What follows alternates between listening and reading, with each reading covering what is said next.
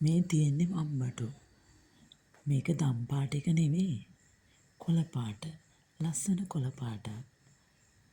මේක ප්‍රමාණයෙන් හරි විශාලයි. වම්බටු කරල් බිම ගෑවෙන්නම හැදෙනවා. ඒ වගේම ලොකු ආසන්නකුත් ලැබෙනවා. මේ පොහොර නොදා කෘතිම පොහොර නොදා හදපු වම්බටු ගහක්. මේ බලන්න ආසන්න බටු කරල් දෙකක් තිබුණත් ඇති 3-4 දිනෙකට.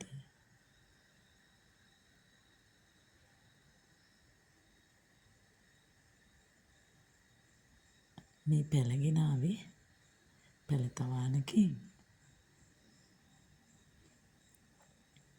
ඔබත් හදාගන්න ඔබේ නිවසේ වම්බටු ගහක්. හරිම ප්‍රයෝජනවත්. තෙලට, කිරට මේ හැම දෙයකටම මේ වම්බටු රසවත් හදාගන්න පුළුවන්. බලන්න බිම ගෑවෙන විදිය.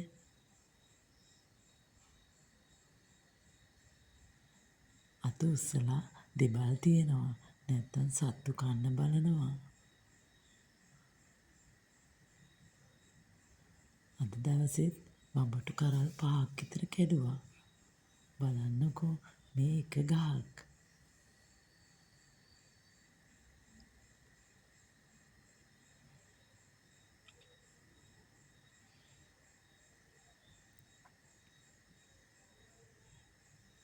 ඒ වගේම වම්බටු ඉව්වාම කොළ පාටටම තියෙනවා. හරිම ලස්සනයි.